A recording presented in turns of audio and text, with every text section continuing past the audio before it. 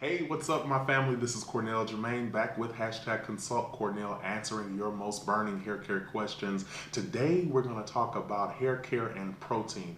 Understand that hair is made up of protein. Protein is a necessary element. It is the amino acids are the building blocks of protein. So all of those things actually encompass your hair shaft.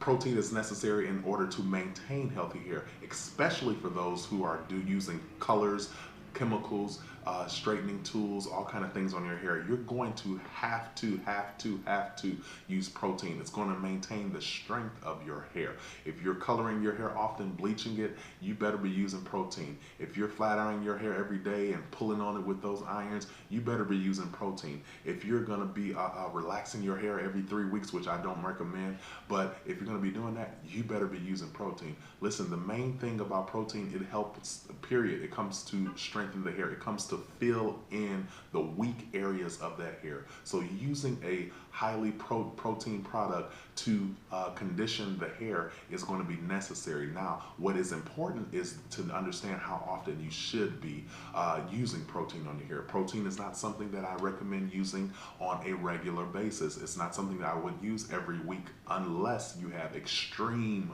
damage. And when I mean extreme damage, I mean your hair is just frayed, it's just falling out, it's just fly away, it's just not maintaining its look, its health, it's just a mess.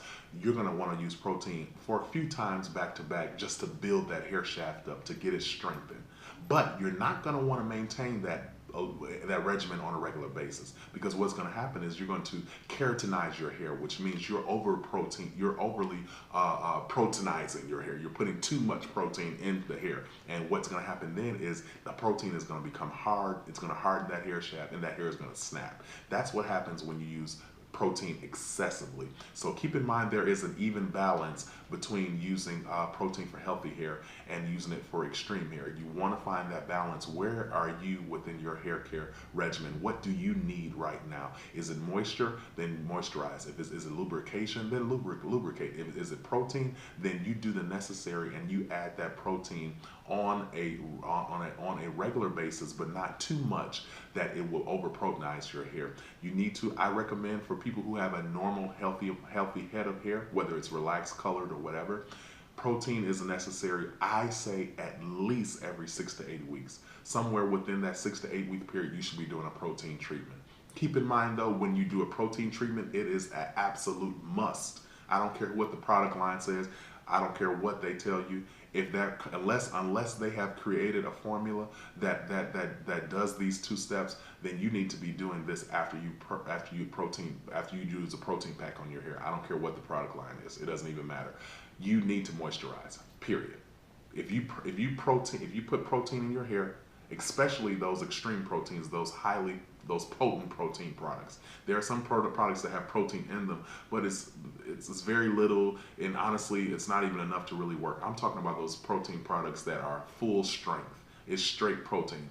Some of them have a horrible smell, and most of them, when you get it on your skin, it's sticky. If you leave it on there any length of time, it kind of dries up and it hardens on your skin because it's pure protein, and that's what protein does. It's going to do the same thing to your hair shaft. So those highly potent protein products, you're going to want to use those every 6 to 8 weeks, and every time you use them, when you rinse that protein product out, you must MUST. I spell it out because sometimes people don't understand clearly. You must moisturize that hair flat out. I don't care what people say. And even if it's a line of product where they say, oh, we include the moisture within the protein, you got a 2-in-1, that's all good, and that's great. But I still, personally, as a professional, I still will follow that up with the cream moisture rinse just to make sure that hair is completely moisturized. And what happens is you've proteinized that hair, but you moisturize it because now that you've got the protein in to fill in the holes and the weak areas of that hair, everything else is going to rinse out.